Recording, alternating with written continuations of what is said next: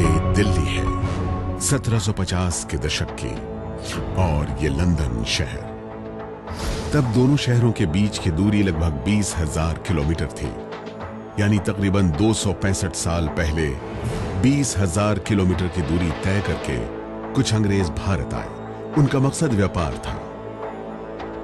ये व्यापारी मुगल बादशाह जहांगीर के जमाने से ब्रिटिश ईस्ट इंडिया कंपनी के झंडे तले भारत में व्यापार कर रहे थे।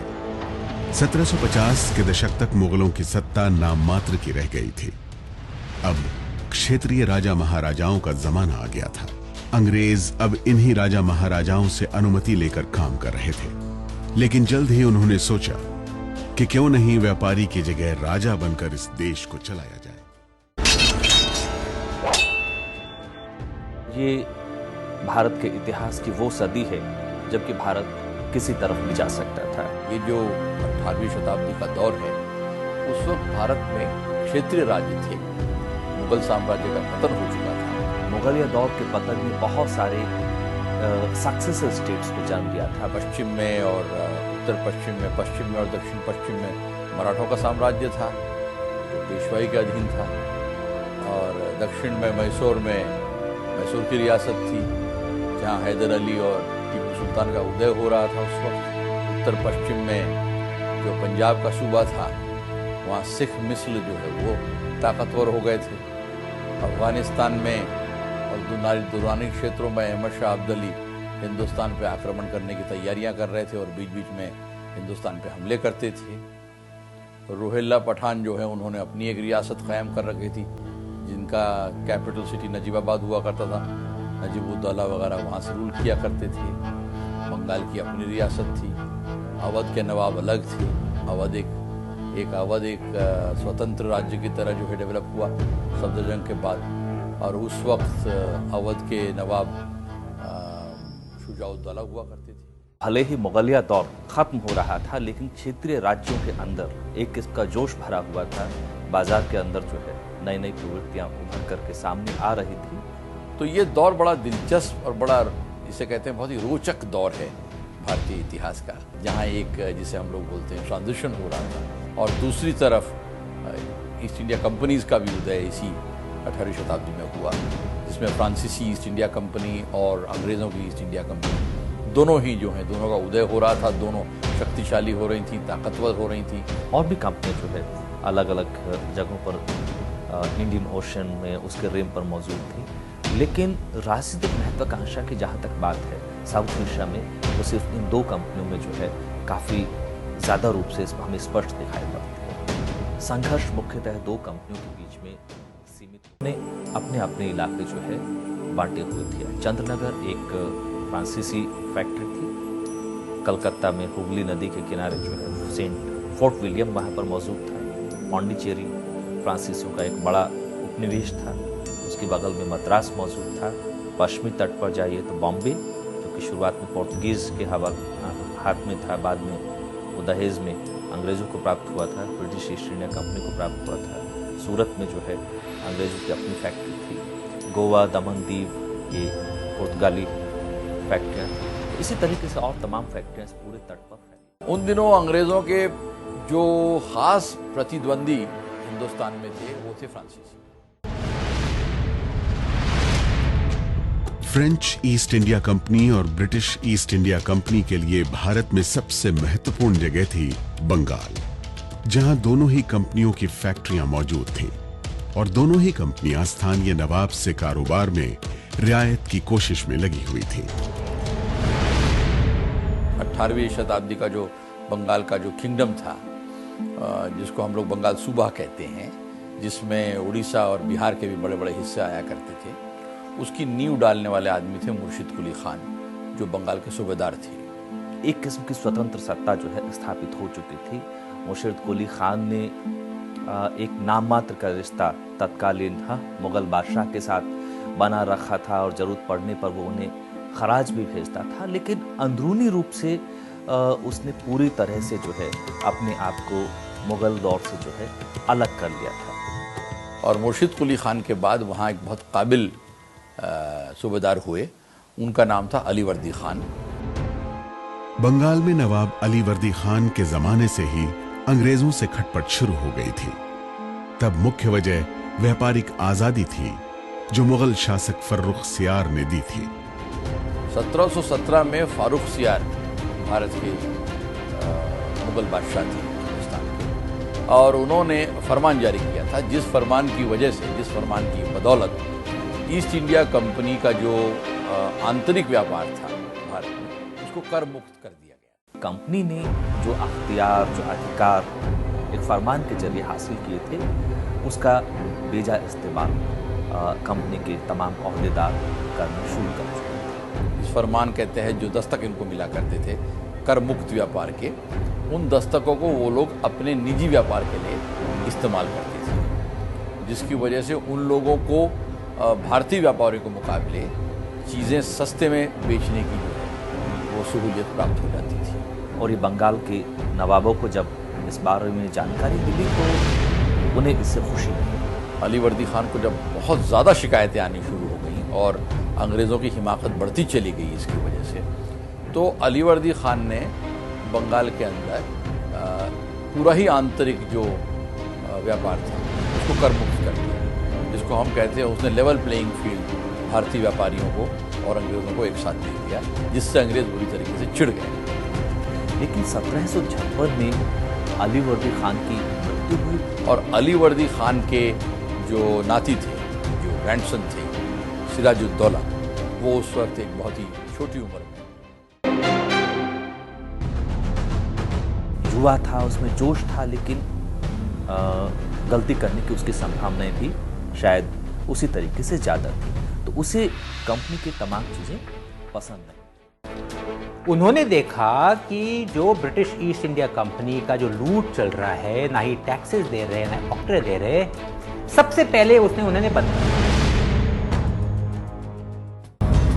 नवाब सिराजुद्दौला और ब्रिटिश ईस्ट इंडिया कंपनी के बीच व्यापार पर टैक्स को लेकर अनबन चल रही थी कि कंपनी ने कलकत्ता के अपने व्यापारिक प्रतिष्ठान फोर्ट विलियम की किलेबंदी शुरू कर दी।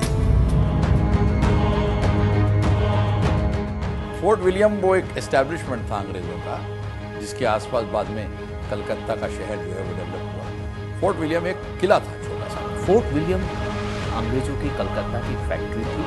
जैसे जैसे कारोबार बढ़ता गया तो उसमें जो है जगह की किल्लत होने लगी सामान को रखने के लिए, क्योंकि सिर्फ लड़ाई के केंद्र नहीं थे, लड़ने के लिए इनका निर्माण नहीं किया गया था। ये फैक्ट्रियाँ जो थी सामान को रखने के लिए काम में आती थी। उस फोर्ट विलियम की इन्होंने किलाबंदी कर ली और इन्होंने ये कहना शुरू कर दिया कि इन लोगों को फ्रांसीसी हमले का डर है। तो इन्होंने 1755-56 के आसपास फोर्ट विलियम की किलाबंदी करनी शुरू कर दी और उसके आसपास एक बहुत बड़ा गड्ढा खोद दिया, जिसको हम लोग मोट कहते हैं, और इसको ये लोग मराठा डिश भी बोलते थे, क्योंकि उस वक्त बंगाल में और उड़ीसा में मराठों के हमले भी, राघोजी भोंसले के नेतृत्व में मराठों के हमले भी बराबर बंगाल में हो रहे थे। तो अंग्रेजों को मराठों से भी बहुत डर लगता था और फ्रांसीसियों से भी डर लगता था। सिराजुद्दौला को काफी गुस्सा आया है कि ये हमारे टेरिटरी में कैसे बना सकते फोर्ट, मेरे परमिशन के बिना। इसलिए उन्होंने तो उनको आदेश पास किया कि ये फोर्टिफिकेशन बनाना बंद कर दो। और उसके अलावा इन्होंने एक काम और किया अंग्रेजों ने, सिराजुद्दौला के खिलाफ जो लोग साजिश किया करते थे, कभी कभी उनके खजाने लेके भाग जाते थे, उनमें से कई लोगों को, जिनको हम लोग फ्यूजिटिव्स बोलते हैं, जो वहाँ से भाग करके मुर्शिदाबाद से भागते थे और भाग करके इस तरफ आते थे अंग्रेज़ों की तरफ, तो अंग्रेज़ इन लोगों को शरण देते। तो ये खास कारण थे जिसकी वजह से सिराजुद्दौला जो है अंग्रेज़ों से नाराज थे।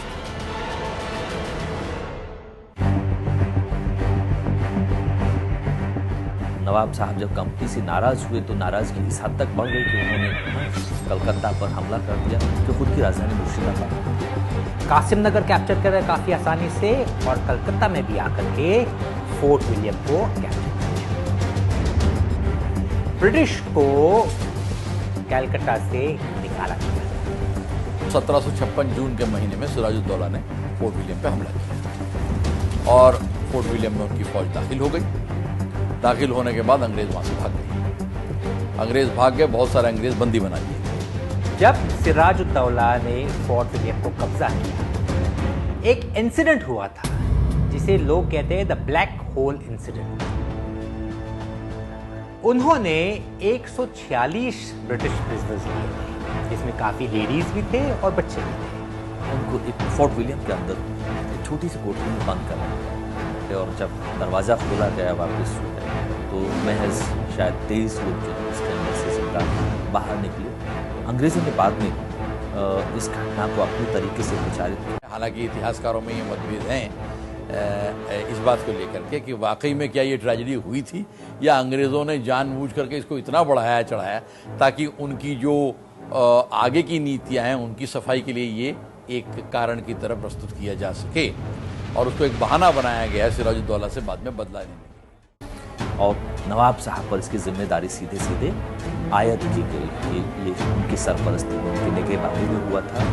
और बाकी अंग्रेज़ भाग गए वहाँ से, भाग करके और हुगली के मुंह के पास एक छोटा सा द्वीप था, उसका नाम है फुल्टा, और अंग्रेज़ जाके फुल्टा में बैठ गए और मद्रास जो है उन लोगों ने पैगाम भेज दिया कि इस किस्म से हमको यहाँ से खदेड़ दिया गया और जल्दी से जल्दी मद्रास से एक फ़ौज जो है भेजी जाए।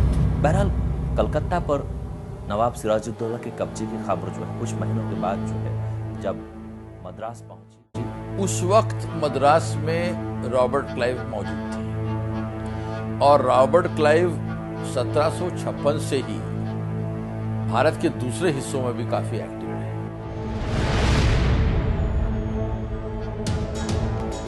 और रॉबर्ट क्लाइव बहुत ही महत्वाकांक्षी आदमी थे। जब आवश्यकता हो तभी जो है उचित विचार उसके दिमाग में, इसका मुजाहिरा वो मद्रास में भी कर चुका था। क्लाइव जो कि उस समय मद्रास में था, वो उसने बंगाल का कूच किया। उनके साथ 2500 फौजी थे और 5 शिप्स थे। और दूसरी तरफ अगर सिराजुद्दौला उस वक्त चाहते तो बड़े आसानी से फुल्टा पे कब्जा करके अंग्रेजों को फुल्टा में खत्म कर सकते, लेकिन अंग्रेजों पे ये जीत हासिल करके उन लोगों ने, सिराजुद्दौला ने संगीत, नाच, गाना, इस चीज में अपने आप को डुबोना शुरू कर दिया। इस बात का इल्म नहीं था कि अंग्रेजों की पहुंच कितनी दूर तक है।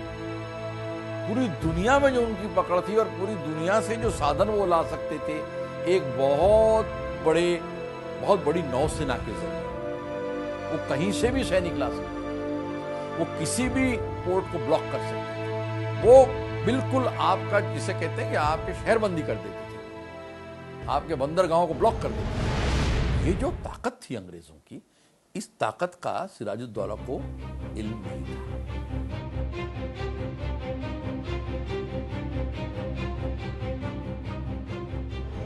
बहरहाल कलकत्ता के फोर्ट विलियम से अंग्रेजों को भगाकर नवाब सिराजुद्दौला अपनी राजधानी मुर्शिदाबाद लौट गया, जबकि कर्नल रॉबर्ट क्लाइव के नेतृत्व में कंपनी के पैदल सैनिक तब के मद्रास के जमीनी रास्ते से कलकत्ता की ओर चले। उनका साथ देने के लिए 5 जंगी जहाजों का बेड़ा भी कलकत्ता से फोर्ट विलियम की ओर रवाना हुआ।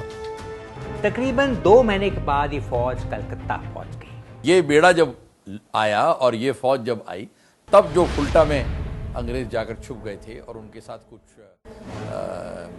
सिराजुद्दौला के दुश्मन भी थे, तब उन लोगों की जिसे कहते हैं सांस में सांस आई और कुछ हिम्मत बढ़ी और उसके बाद उन्होंने काउंटर ऑफेंसिव से लॉन्च करना शुरू किया। नेवल बम्बार्डमेंट हुआ था कलकत्ता के फोर्ट विलियम के ऊपर और क्लाइव ने एक लैंड असॉल्ट किया, क्योंकि नौसैनिक शक्ति एक ऐसी थी उस वक्त जो अंग्रेजों के हाथ में थी और हिंदुस्तानी नवाब जो है इस नौसैनिक शक्ति का मुकाबला नहीं कर सकते। सिराजुद्दौला को विड्रॉ करना पड़ा और उसने एक पीस ट्रीटी साइन की, जिससे कि ब्रिटिश ईस्ट इंडिया कंपनी को दोबारा परमिशन मिला कि आकर के फोर्ट विलियम में आकर के दोबारा ट्रेडिंग कर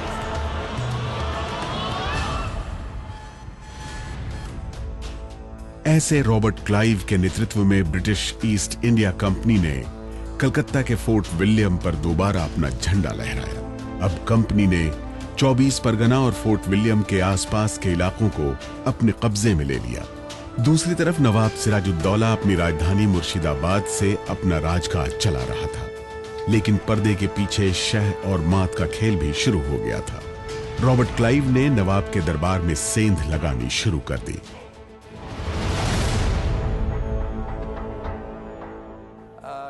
सिराजुद्दौला का जो दरबार था उस दरबार में ऐसे बहुत सारे लोग थे जो सिराजुद्दौला से नाखुश थे। सिराजुद्दौला के जो कमांडर इन चीफ थे वो थे मीर जाफर। सिराजुद्दौला की ज्यादातर घुड़सवार सेना जो 40 से 50 हजार के करीब थी, उसका सिपह सलार मीर जाफर था। मीर जाफर एक ऐसा शख्स था जो ऐसे लोगों का प्रतीक है जो चरमराती हुई व्यवस्था में मौके तलाश रहा था। जब सिराजुद्दौला बंगाल के नवाब बने, उस समय मीर जाफर भी नवाब बनने का दावेदार था। किसी वजह से मीर जाफर बंगाल का नवाब नहीं बन पाया। उसके अलावा राय दुर्लभ जैसे लोग थे जो अंग्रेजों से मिले हुए थे, और अमित चंद, जगत सेठ, ये बड़े बड़े व्यापारी और बड़े बड़े बैंकर थे जो सिराजुद्दौला से नाराज थे और मीर जाफर से मिले हुए थे। तो सिराजुद्दौला के खिलाफ बहुत सारे लोग थे और बड़ी जबरदस्त साजिश सिराजुद्दौला के खिलाफ थी। और पर्दे के पीछे क्लाइव ने इन लोगों को जो है खरीदा।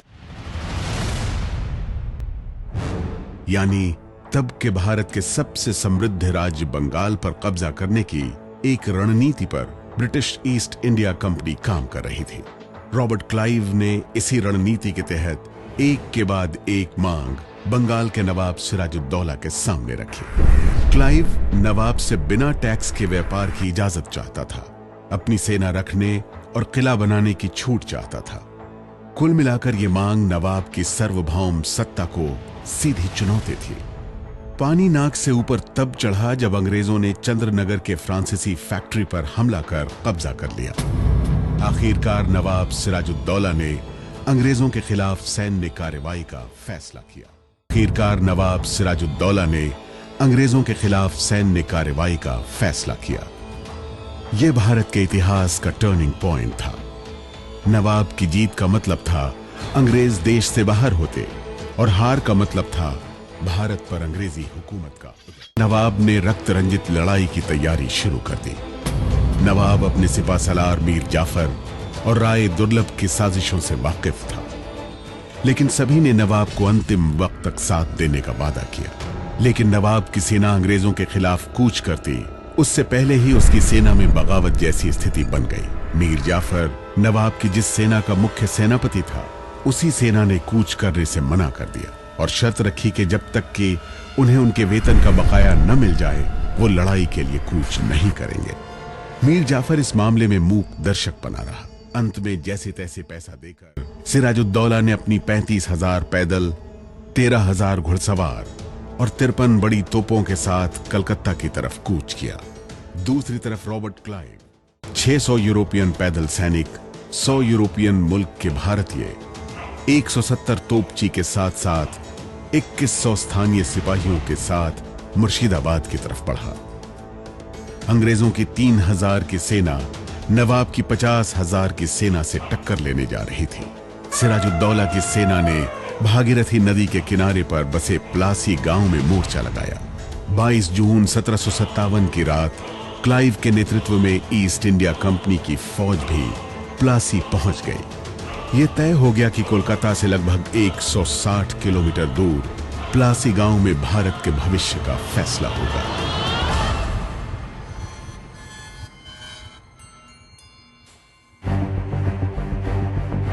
सिराजुद्दौला की सेना जितनी बड़ी थी, उसके सामने क्लाइव का जीतना नामुमकिन था।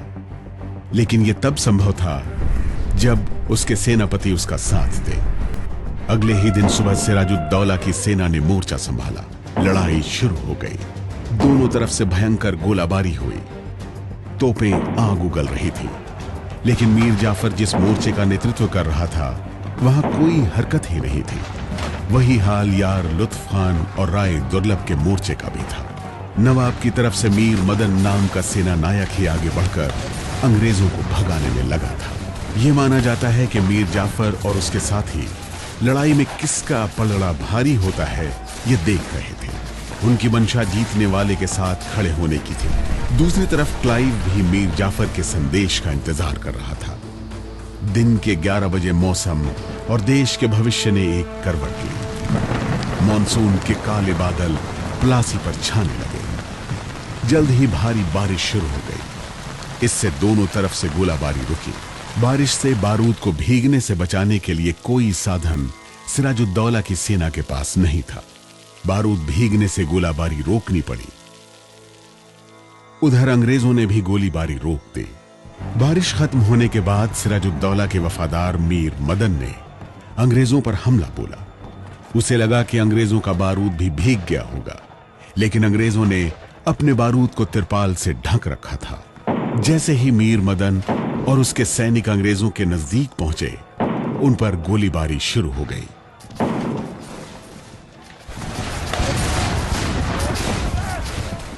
मीर मदन को भी गोली लगी। उधर हालात बिगड़ते देख सिराजुद्दौला मीर जाफर के पास पहुंचा। सिराजुद्दौला ने मीर जाफर से गुहार लगाई, अपनी पगड़ी उसके सामने रखकर लड़ने की अपील की। लेकिन मीर जाफर ने उल्टे ये सुझाव दिया कि आज हमला रोक दिया जाए और कल नए सिरे से लड़ाई शुरू की जाए। लेकिन तब तक सिराजुद्दौला का दूसरा सेनापति मोहन लाल अंग्रेजों के खिलाफ खासी बढ़त बना चुका था। इस बात को नजरअंदाज करते हुए सिराजुद्दौला ने मीर जाफर की बात को मानने की गलती कर दी। उसने अपनी सेना को वापस लौटने का आदेश दे दिया और जैसे ही सिराजुद्दौला की सेना वापस लौट रही थी, अंग्रेजों ने उन पर जोरदार हमला बोला। इस हमले को देख सिराजुद्दौला को मैदान छोड़ना पड़ा। सिराजुद्दौला की सेना तितर हो गई। यानी इस बार मीर जाफर के धोखे और तिरपाल ने हिंदुस्तान की किस्मत बदल दी। कर्नल रॉबर्ट क्लाइव के नेतृत्व में अंग्रेज प्लासी की लड़ाई जीत गए। अगले दिन मीर जाफर क्लाइव से मिला। 1762 की यह पेंटिंग उसी मुलाकात की कहानी कहती है, उसी धोखे की कहानी कहती है। क्लाइव ने मीर जाफर को बंगाल का नवाब बनाया।